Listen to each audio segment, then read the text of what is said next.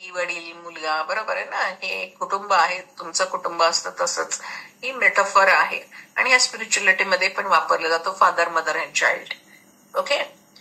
वेगवेगळे सिम्बॉलिझम असतात आपल्याकडे. आपण त्रिमूर्ती कसं असतो तसं ट्रिनिटी म्हणतात त्याला. तर हे आहे की वडील, आई आणि मुलगा.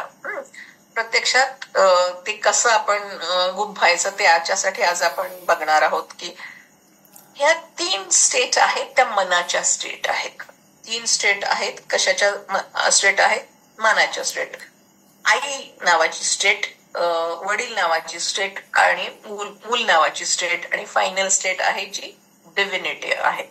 तर आपण बघूयात ते काय आहे ते. अवर 3 स्टेट्स हे लक्षात घ्या. हे 3 स्टेट्सला मिळून जे आहे ते आपण एक्सपिरियन्स करत असतो रोजच्या जीवनामध्ये.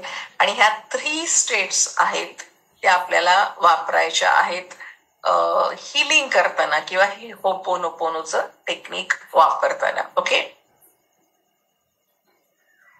आता वडील. ओके. तर वडील जे आहेत ह्याच्यामधले ते वडील म्हणजे काय असतात ते आपण बघणार आहोत. आई.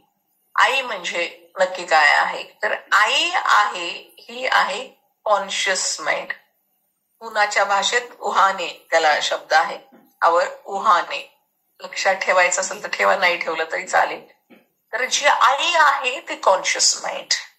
तर कॉन्शियस माइंडचं काम काय आहे की तुम्हाला आता 2 दिवसामध्ये समजलं, कॉन्शियस लेवलवर समजलं की काहीतरी चुकतंय आणि जी चूक घडती आपल्या आयुष्यात त्याला जबाबदार आहे आपण स्वतः.